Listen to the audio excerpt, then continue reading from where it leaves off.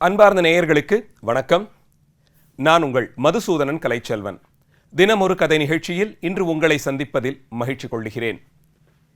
இந்திய சுதந்திர போராட்டத்தை பற்றி பேசும்போதெல்லாம் அதிலே இரண்டு வகையான மக்கள் காங்கிரஸ் கட்சியிலே இருந்ததை பற்றி நாம் நிறைய பேசியிருக்கிறோம். ஒருவர் மிதவாதி கூட்டம் என்று அழைக்கப்படும் அந்த கூட்டத்தைச் சேர்ந்தவர்கள், மற்றொரு பிரிவினரோ வன்முறை தாக்குதல் என்பதிலே ஈடுபாடு கொண்டிருந்தார்கள். ஒருபுறம் மிதவாதம் என்ற தலைப்பிலே, அதாவது இங்கே பேச்சுவார்த்தைகள் நடத்தப்பட்டு அமைதிக்கான வழியை தேடி அடைந்து அதன் மூலமாகத்தான் இந்திய தேசம் சுதந்திரம் அடைய வேண்டும் என்று ஒரு பிரிவினர், மற்றொரு பக்கமோ இங்கே நாம் இனியும் அமைதி காத்தால், பேச்சுவார்த்தைகளுக்கு இடம் கொடுத்தால் அதை ஆங்கிலேயர்கள் தவறாகத்தான் பயன்படுத்துவார்கள், அதனால் அவர்களைப் போலே நாமும் ஆயுதம் ஏந்த வேண்டும் என்று மற்றொரு பிரிவினர். இவர்களுக்கெல்லாம் இடையேத்தான் சிறிது காலத்திலேயே காந்தியடிகள் அமைதியின் உருவமாக பேச்சுவார்த்தைகளின் மூலமாகவும் அறப்போராட்டத்தின் வழியிலும் சென்றுதான் இந்திய தேசம் சுதந்திரத்தை அடைய வேண்டும் என்று விரும்பினார். அவருடைய இந்த புதுவிதமான அணுகுமுறை அவரை வெகு சீக்கிரத்திலேயே பெரும் தலைவராக உருமாற்றியது. அவருடைய பண்பு நலன்களை பார்த்து அதன்பால் ஈர்க்கப்பட்டவர்கள் பல லட்சம் பேர்களை நாம் பார்க்கலாம். அவர் கொண்டிருந்த அந்த அணுகுமுறையும் சமுதாயத்தின் பேரிலே அது கொண்டிருந்த தாக்கமும் இன்று வரை தொடர்ந்து நீடித்திருப்பதையும் நாம் பார்க்க முடிகிறது. அந்த விதத்தில் சிறு வயதிலேயே அண்ணல் காந்தியடிகளினுடைய அமைதி வழி, அறவழியின் பால் ஈர்க்கப்பட்டு சுதந்திர போராட்டத்திற்காக தன்னுடைய இளமைக்கால கல்வி முதலியவற்றையெல்லாம் தியாகம் செய்து, ஆயினும் தாம் கொண்டிருந்த பண்பு நலன்கள், அவருடைய குணாதிசயங்கள், காந்தியடிகளிடமிருந்து கற்றுக்கொண்ட பழக்க வழக்கங்கள், இவற்றால் மிகவும் உயர்ந்த நிலைகளை அடைந்த பெருந்தலைவர் திரு லால் பகதூர் சாஸ்திரி அவர்களை பற்றித்தான் இன்றைய நிகழ்ச்சியிலே நாம் பேச இருக்கிறோம். 1904 காந்தியடிகள் பிறந்த அதே அக்டோபர் மாதம் 2 பிறந்தவர்தான் திரு லால் பகதூர் சாஸ்திரி. இவருடைய தந்தையார், பாட்டனார் இவர்களெல்லாம் பனாரஸ் என்றழைக்கப்படும் வாரணாசி, அதாவது காசி நகரத்தின் அக்கறையிலே இருக்கக்கூடிய ராம்நகர் என்று அழைக்கப்படும் பண்டைய ராஜ சமூகம் ஒன்றினுடைய ஆளுகைக்கு உட்பட்ட பகுதியிலே வாழ்ந்தவர்கள். அவர்களெல்லாம் மாபெரும் பண்டிதர்களாக அறியப்படுகிறார்கள். நல்ல மொழி புலமையும் பழக்க வழக்கங்களும் கொண்டிருந்த ஒரு பாரம்பரியமான அந்த குடும்ப வழக்கங்களையெல்லாம் சுமந்து அந்த பண்பு நலன்களோடேயே தான் ஒரு ஆசிரியராக விளங்கினார் இவருடைய பாட்டனார். இவருடைய தந்தையாரோ மிக பிரபலமான கணக்கராக பணியாற்றினார். இவருடைய தாயார் தன்னுடைய இளமை காலத்திலேயே, அதாவது லால் பகதூர் சாஸ்திரி அவர்கள் பிறந்து சரியாக 1½ ஆண்டிலேயே தம் கணவரை இழந்தார். கணவனை இழந்த நிலையில் ராம்துலாரி தேவி என்ற அந்த பெண்மணி தம்முடைய குழந்தைகளை அழைத்து கொண்டு தம் தாயார் வீடான முகல்சராய் என்ற ஊருக்கு குடிபெயர்ந்தார். அங்கே சென்று அவருடைய தந்தையாரின் அரவணைப்பிலே வாழ்ந்து வந்தார். ஆயினும் லால் பகதூர் சாஸ்திரி அவர்களுடைய தாய்வழி பாட்டனாரும் சிறிது காலத்திலேயே இறந்து போய்விட, அவருடைய மாமாவினுடைய முயற்சியாலே அந்த குடும்பம் நல்ல நிலைக்கு உயர்ந்தது. அவருடைய கடினமான உழைப்பினாலே அந்த வீட்டில் இருந்த எல்லா குழந்தைகளுக்கும் நல்ல கல்வி, அடிப்படையான கல்வி கிடைக்க வேண்டும் என்று அரும்பாடுபட்டார். திரு லால் பகதூர் சாஸ்திரி அவர்கள் தாம் சிறு வயதிலேயே கல்வி விஷயத்தில் மிகவும் முனைப்போடு, படிப்பிலே ஆர்வத்தோடு பயின்று வந்ததாலே அவர் நல்ல நிலைப்பாட்டோடு கூடி அவருக்கு சிறப்பான சலுகைகளோடு கூடிய கல்வி வாய்க்கப் பெற்றது. சிறு வயதிலேயே சுவாமி விவேகானந்தர், அண்ணல் காந்தியடிகள், அன்னி பெசன்ட் அம்மையார் ஆகியவர்களுடைய கட்டுரைகளையும் அவர்களுடைய உரைகளையும் கேட்டு அதனால் விளைந்த தாக்கம், மிகச்சிறு வயதிலேயே அவர் சிறாராக இருந்த காலத்திலேயே இந்திய தேசத்தின் பாரம்பரியத்தையும் இதனுடைய ஒப்பு உயர்வற்ற வரலாற்று பெருமைகளையும் அறிந்து கொண்டார். வேதகாலம் தொடங்கி இந்திய தேசம் எத்தனை உயர்வான பண்பாட்டோடு கூடி இருந்து வந்திருக்கிறது என்பதை அறிந்து கொண்ட அவர் அது விதிவசத்தால் இன்றைய காலகட்டத்திலே அடைந்திருக்கக்கூடிய கீழ்நிலையை எண்ணி மனம் வருந்தினார். அப்படிப்பட்ட ஒரு சூழ்நிலையில்தான் வாரணாசி பகுதியிலே வாழ்ந்து வந்த திரு லால் பகதூர் சாஸ்திரி அவர்களுடைய குடும்பத்தினருக்கு அரும்பெரும் பரிசாய் அண்ணல் காந்தியடிகள் பண்டித மதன்மோகன் மாளவியாவின் தலைமையில் ஏற்பாடு செய்திருந்த ஒரு கூட்டத்திலே காந்தியடிகளினுடைய உரையை கேட்கும் வாய்ப்பு கிடைத்தது. அந்த உரையால் அந்த கனப்பொழுதே அந்த நாளே ஈர்க்கப்பட்டார் திரு லால் பகதூர் சாஸ்திரி அவர்கள். இப்படி காந்தியடிகளினுடைய உரையின் மூலமாக ஈர்க்கப்பட்டு அதனால் சுதந்திர தாகம் தன்னுள்ளே பெருக்கெடுப்பதை பார்த்து கொண்டார். காந்தியடிகளினுடைய தலைமையின் கீழே அப்போது இங்கே காங்கிரஸ் இயக்கம் பேரியக்கமாக மக்கள் இயக்கமாக திரண்டு வந்திருந்தது. அந்த காலகட்டத்தில் காந்தியடிகள் ஒத்துழையாமை இயக்கம் என்ற இயக்கத்திற்கு அறைகூவல் விடுத்திருந்தார். நாடெங்கும் பிரயாணம் செய்து மக்கள் ஆங்கிலேய ஏகாதிபத்தியத்தை வாய்மூடி மௌனமாக ஏற்றுக்கொள்ளக்கூடாது, அவர்கள் கொண்டு வரக்கூடிய சட்டதிட்டங்களுக்கு ஒத்துழையாமையின் மூலமாக நம்முடைய பலத்த எதிர்ப்பை பதிவு செய்ய வேண்டும் என்று கருதிய காந்தியடிகள் அதனையே உருவகித்து ஒரு திட்டமாக வகுத்து ஒத்துழையாமை இயக்கம் என்ற இயக்கத்தை நாடு தழுவிய அளவிலே ஏற்பாடு செய்திருந்தார். அந்த ஒத்துழையாமை இயக்கத்தின் ஒரு அங்கமாக அரசு நடத்தி வரும் பள்ளிகளிலிருந்து மாணவர்கள் வெளியேற வேண்டும் என்பதும் ஒரு திட்டமாக அறிவிக்கப்பட்டிருந்தது. இதற்கு முன்பாகவே காந்தியடிகளினுடைய உரையால் ஈர்க்கப்பட்டிருந்த திரு லால் பகதூர் சாஸ்திரி அவர்கள் காந்தியடிகளின் இந்த அறிவுறுத்தலை தான் உடனே ஏற்றுக்கொண்டு தாம் பயின்று வந்த பள்ளியிலிருந்து வெளியேறினார். ஒத்துழையாமை இயக்கத்திலே தாம் நேரடியாகவும் மறைமுகமாகவும் கலந்து கொண்ட இந்தியர்களுக்கு ஆங்கிலேய அரசு பல நிலைகளிலும் தண்டனைகளை வழங்கியது. அந்த நிலையில் இங்கே ஒத்துழையாமை இயக்கத்தை காரணம் காட்டி பள்ளியிலிருந்து வெளியேறிய லால் பகதூர் சாஸ்திரி அவர்களுக்கு ஓராண்டு சிறை தண்டனை அறிவிக்கப்பட்டது. ஆயினும் இவர் இன்னும் சிறாராக கருத்தில் கொள்ளப்பட்டிருந்ததால் அந்த சிறை தண்டனை பின்பு நீக்கப்பட்டது.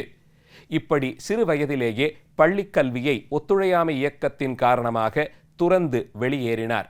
இப்படி வெளியேறிய சிறுவர்களுக்கு அடிப்படை கல்வி கிடைக்காமல் போய்விடக்கூடாது என்ற கருத்திலே காசியிலே காசி வித்யாபீட் என்ற அமைப்பு பெரும் தனிகர்களினுடைய பர உதவியின் மூலமாக தொடங்கப்பட்டு பெரும் பண்டிதர்களின் மூலம் அங்கே பாடம் கற்பிக்கப்பட்டது. அந்த காசி வித்யா பீடத்திலே பயின்று லால் பகதூர் சாஸ்திரி அவர்கள் மிக உயர்ந்த நிலைகளையெல்லாம் அடைந்திருந்தார். இவர் எடுத்த அந்த முன்னெடுப்புகள் காங்கிரஸ் கட்சியிலே பெரிய அளவில் அங்கே இருந்த பெருந்தலைவர்களுடைய கவனத்தை ஈர்த்தது. 1920களிலேயே உத்தரப்பிரதேஷ் பகுதியில் காசி, பிரயாக்ராஜ் போன்ற பகுதிகளிலே செயல்பட்டு வந்த காங்கிரஸ் கட்சி தலைவர்களிடையே மிகவும் பிரபலமடைந்தார். நல்ல உத்வேகத்தோடு இளைஞரான திரு லால் பகதூர் சாஸ்திரி அவர்களினுடைய செயல்பாடும் குறிப்பாக சமுதாயத்தின் விளிம்பு நிலையில் இருந்த மக்களிடையே பொருளாதார ரீதியாகவும் சமூக ரீதியாகவும் கடைக்கோடியில் இருந்த மக்களிடையே மிகவும் சகஜமாக பழகுவதும் அவர்களுடைய முன்னேற்றத்தை கருத்தில் கொண்டு திட்டங்களை வகுப்பதும் இவருடைய வழக்கமாய் போயிருந்தது. அண்ணல் காந்தியடிகளும் இந்திய தேசத்தின் சுதந்திரத்தின் ஒரு அங்கமாக சமுதாயத்தின் விளிம்பு நிலையில் இருக்கும் மக்கள் தன்னிறைவு பெற வேண்டும், அவர்களும் எல்லோரையும் போலே பொது நீரோட்டத்திலே கலக்க வேண்டும், எல்லோரும் சேர்ந்து ஒத்துழைக்கும் போதுதான் இந்திய நாடு உயர்வு பெறும் என்ற கருத்தை கொண்டிருந்தார். அந்த கருத்தை வலியுறுத்தும் விதமாக லால் பகதூர் சாஸ்திரி அவர்கள் சாதி சமய நிலைகளையெல்லாம் கடந்து இந்தியர்கள் என்று நாம் எல்லோரும் ஒருங்கிணைய வேண்டும் என்று ஆசைப்பட்டார். முசாஃபர் நகர் பகுதிகளிலே தம்முடைய ஆரம்ப காலத்திலேயே சமுதாயத்தின் ஒடுக்கப்பட்ட விளிம்பு நிலை மக்களினுடைய முன்னேற்றத்திற்காக மிகவும் பாடுபட்டார் திரு லால் பகதூர் சாஸ்திரி அவர்கள். சிறுக சிறுக தேசிய பணி, சமுதாய பணி இதுவே தன்னுடைய வாழ்க்கை போக்காக அமைந்துவிட லால் பகதூர் சாஸ்திரி அவர்கள் இந்திய சுதந்திர போராட்டத்தின் முக்கிய அங்கமாக பார்க்கப்பட்டார். 1930-40களிலே முழுக்க தான் இந்திய சுதந்திரமே தன்னுடைய உயிர்மூச்சாக கொண்ட ஒரு தனிப்பெரும் ஆளுமையாக உருவெடுத்தார். இவருடைய அந்த ஆளுமை திறம், தலைமை பண்பு முதலியவற்றை பார்த்து இவருக்கு பதவிகளும் தன்னை தேடி வரும்படியான ஒரு அமைப்பு வாய்த்தது. அதன்படி வந்த பதவிகளிலெல்லாம் மிகச்சிறப்பான முறையிலே தன்னுடைய பணியை ஆற்றினார் திரு லால் பகதூர் சாஸ்திரி அவர்கள். பண்டித ஜவஹர்லால் நேரு அவர்கள் நல்ல கல்வியாளர், கற்று தேர்ந்தவர், வாசிப்பிலே நல்ல ஊட்டமுடையவர். அப்படி அவர் வாசித்து தேர்ந்து சேகரித்து வைத்திருந்த அறிவை பிறரோடு பகிர்ந்து கொள்ளும் போது எதிரிலே இருப்பவர்களுடைய வாசிப்பும் அனுபவமும் எத்தகையது என்பதை எளிமையாக கண்டுபிடித்து விடுவார். அந்த நிலையில் அவர் லால் பகதூர் சாஸ்திரி அவர்களோடு இணைந்து பரிமாறிக்கொள்ளும் பேசிக்கொள்வதற்கான வாய்ப்புகள் கிடைத்தன. 1930-40களிலே பல நிலைகளில் அண்ணல் காந்தியடிகள் ஒத்துழையாமை இயக்கத்தினுடைய வெவ்வேறு அங்கங்களையும் வெள்ளையனே வெளியேறு இயக்கத்தின் கோட்பாடுகளையும் பிரச்சாரம் செய்து கொண்டு வந்தபோது அது குறித்த செய்திகளை மக்களிடையேயும் காங்கிரஸ் தலைவர்களிடையேயும் பரப்புவதற்காக நேரு அவர்களினுடைய பாரம்பரிய வீடாக பிரயாக்ராஜ் நகரில் இருக்கக்கூடிய ஆனந்த பவன் என்ற வீட்டில் தங்கியிருந்து பலகாலம் பணியாற்றினார் திரு லால் பகதூர் சாஸ்திரி அவர்கள். அங்கிருந்தபடி செய்திகளை மற்றவர்களுக்கு அனுப்பி வைப்பது, இங்கே எடுக்கப்படும் தீர்மானங்கள் குறித்த விழிப்புணர்வை மக்களிடையே பரப்புவது, இதற்காக வேண்டி பேச்சாளர்களை தயார் செய்வது என்று இப்படி சுதந்திர போராட்டமே தன் வாழ்க்கை லட்சியமாக கொண்டு நேரு அவர்கள் வீட்டிலிருந்தே பலகாலம் வேலை பார்த்தார் திரு லால் பகதூர் சாஸ்திரி அவர்கள். இதன் மூலம் பண்டித ஜவஹர்லால் நேரு அவர்களினுடைய பிரியத்திற்கு பாத்திரமானார் என்று சொல்லலாம். நேரு அவர்கள் கொண்டிருந்த கோட்பாடுகளை இவரிடையேயும் நாம் பார்க்க முடிகிறது.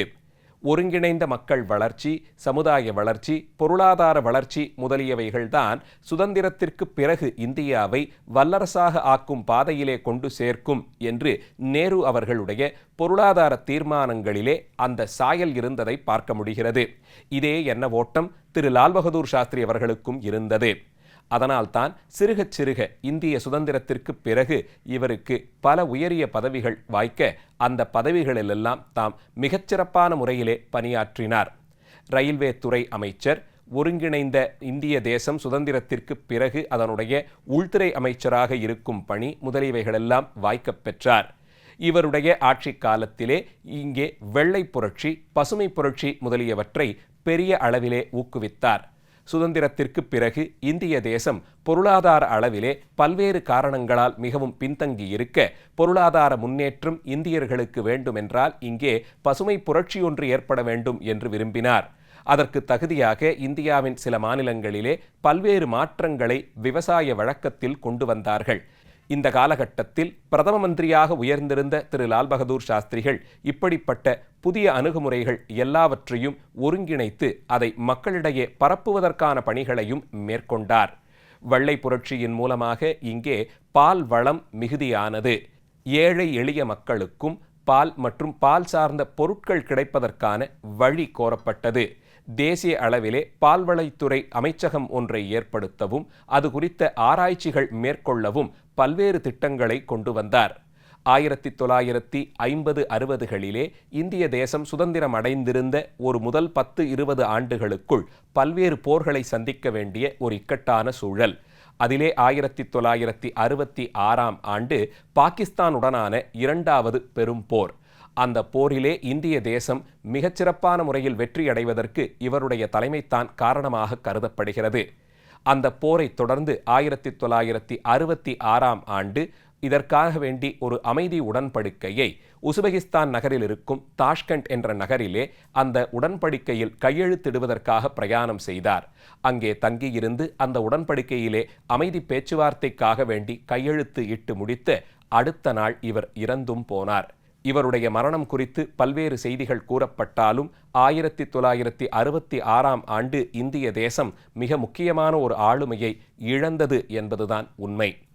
கிடைத்த வாய்ப்பிலெல்லாம் மிகச்சிறப்பாக பணியாற்றி தான் வாழ்ந்த வாழ்க்கையை இந்திய தேசத்தின் முன்னேற்றத்திற்கு என்று செலவிட்ட திரு லால் பகதூர் சாஸ்திரி அவர்களுடைய முக்கியமான வரலாற்று நிகழ்வுகளை இன்றைய நிகழ்ச்சியிலே நாம் சிந்தித்தோம். நாளைய தினம் மீண்டும் ஒரு கதையோடு உங்களை சந்திக்கிறேன். நன்றி, வணக்கம்.